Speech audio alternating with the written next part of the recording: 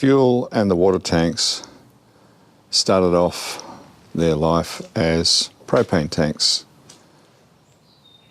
And so what I've done is I've taken the top cowl off and I've taken the bottom cowl off. Now, while these can no longer be used as pressure vessels, they're old tanks, the use as a non-pressurised container will be absolutely perfect for holding diesel and water, and that's what I'm going to use them for in the boat. So to prepare these tanks, apart from taking off the top and bottom cowls, I've bent this dip tube down to the bottom, so that will be what pulls out either fuel or water. In this case it'll be fuel. Then that will be at the bottom of the tank, and then this one will actually be for a vent. So I'll attach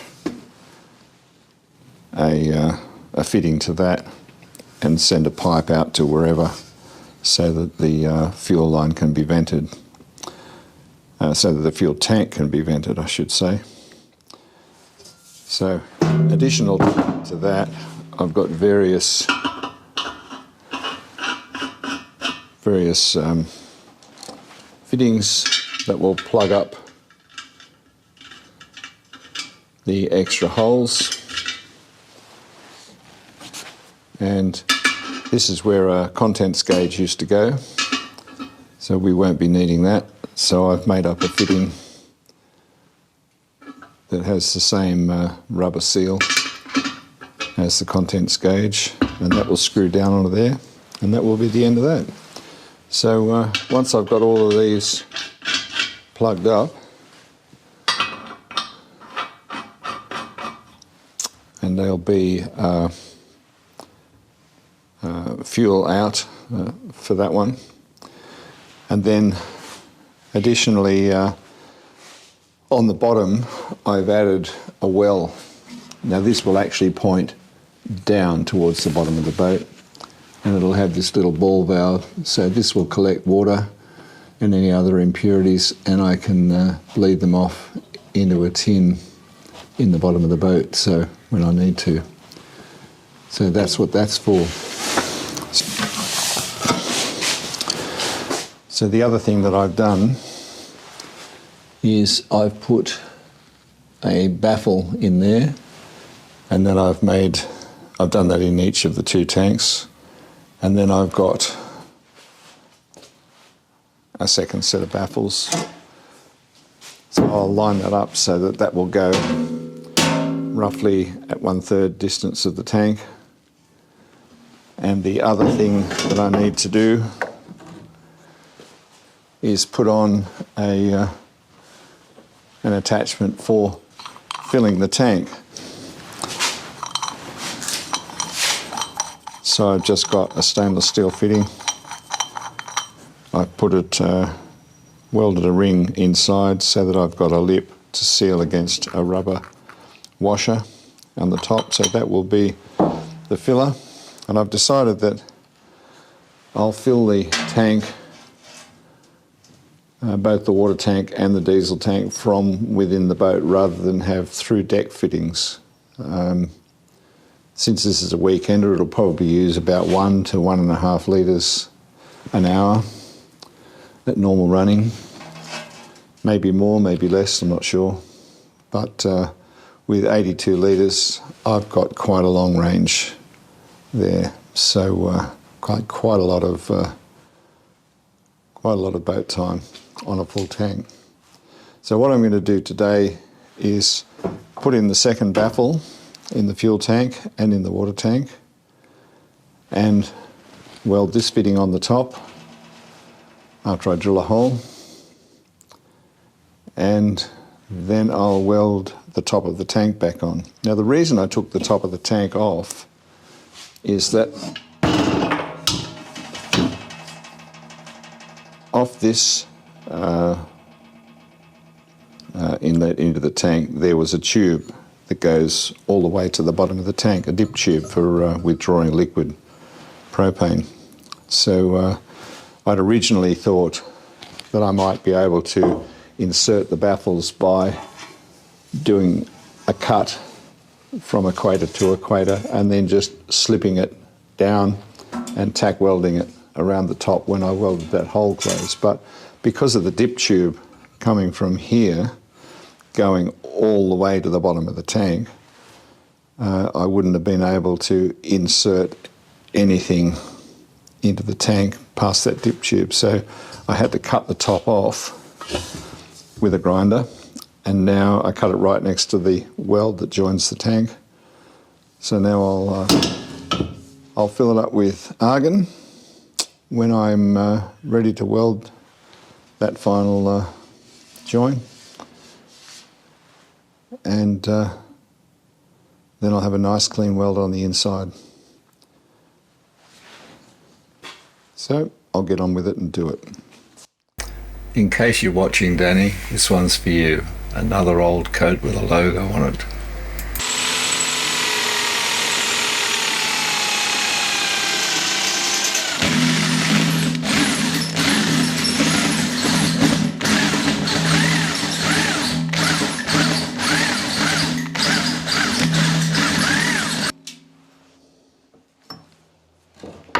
Right,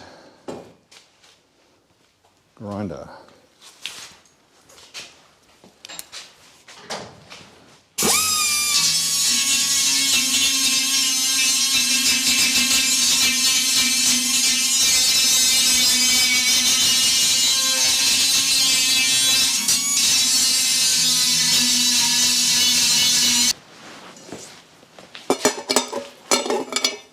I'll weld in the baffle first.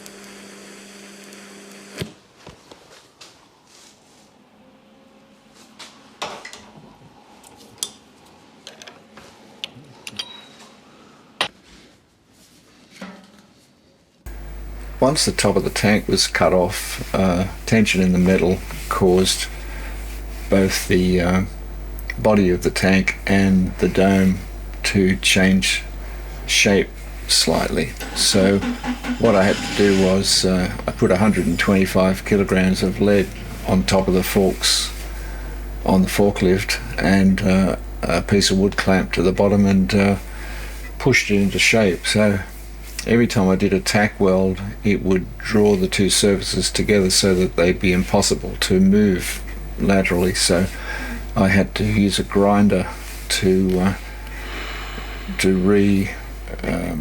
make the hole a little bit bigger so that the two edges could move against each other without being too hard. So I had to do that about every 50 millimeters or so. I put a tack and just went around the tank. lifting it up, pressing it down, doing a tack, lifting it up, turning the tank, pressing it down. So that's why I've got that little bit of tape. You can see I'm moving it every time I move the tank. I move the bit of tape so I can see where the top should be when I press it down again. So a long and slow process, but eventually I had the cowls, the top, back on the tank and tacked about every 50mm, and then I was able to do the weld completely and put the tank back together.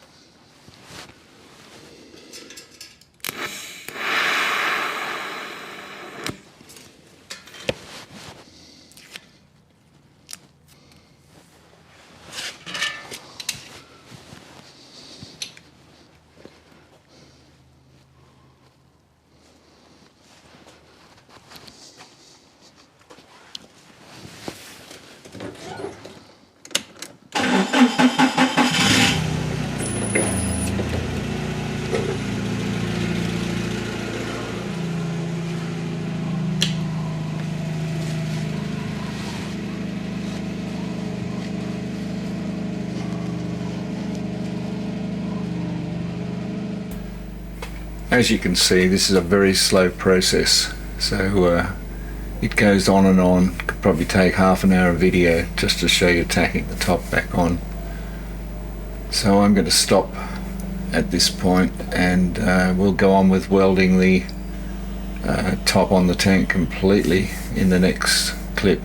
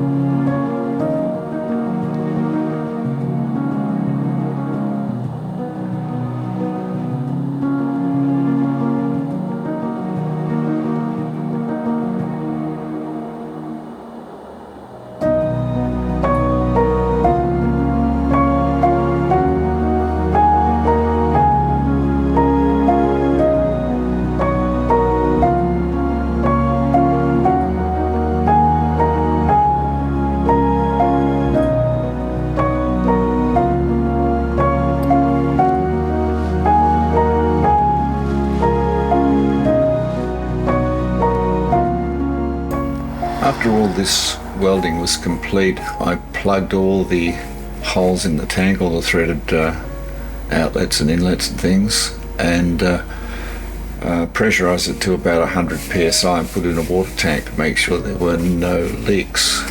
And so it's a completely water and diesel type pair of tanks now. Well, this is approximately where the fuel tanks will be. That's the aft end. Engine under that purple cover. This spot here will have a battery box and battery, house battery and starter battery in there. And then the fuel tanks will be fore and aft just in front of the battery box. So now I'll start putting in some supports for them, and we'll see how we go. I've made up some beds for them to sit in, and they will be bolted to these floors.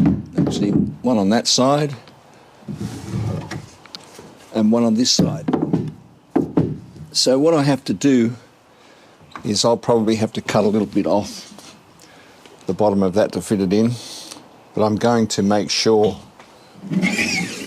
that the fuel tank, and because the water tank will be on the same set of brackets, the fuel tank has to be leaning up towards the back.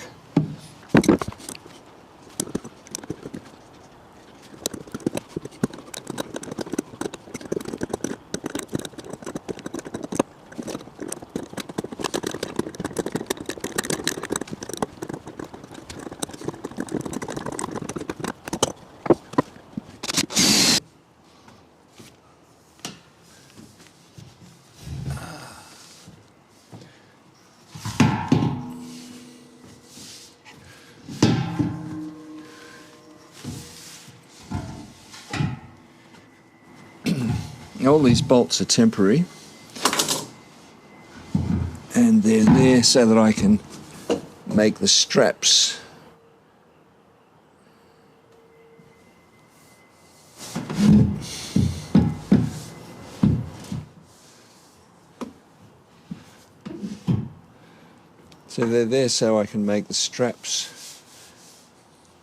around the tanks to hold them down and make sure that everything is in a good spot.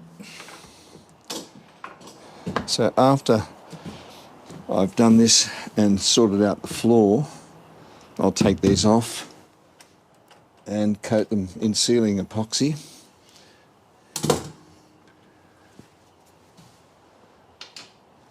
And then put them in finally once they've been sealed.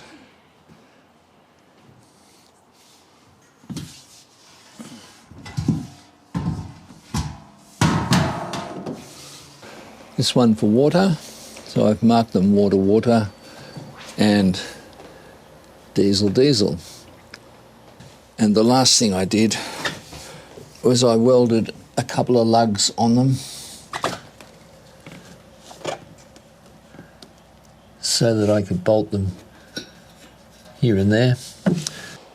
So the next thing I'm doing is I've just ground back the floor here and screwed on a piece of timber, and there's a bit of ply here that is going to become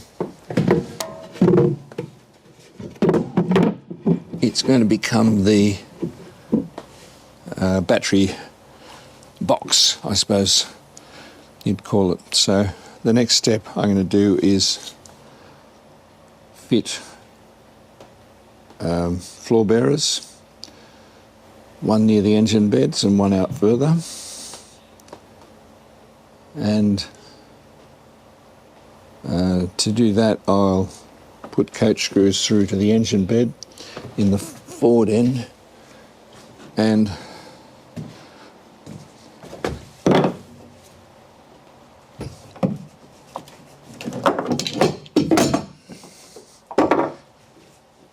I'll put a plywood support the other end. So that'll hold it nicely. I'm not sure whether I'll fit one here or not, but maybe I will. Maybe I can. But I'm going to fit all these things and then take them off and put them with, coat them with sealing epoxy. So maybe I'll just put this camera here and you can watch me running around trying to do things. It's a toss-up between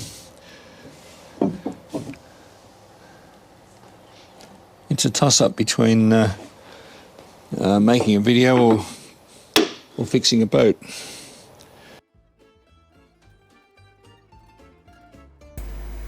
Well, I think we've seen enough of fitting fuel tanks and making them up. So the next part of it will be putting the floor bearers into the boat and putting the floor in. And after that, the engine box and the box around the fuel and water tanks. So hope you've enjoyed this, but that's all we're going to see for today. So I'll see you in the next episode. Thanks for watching.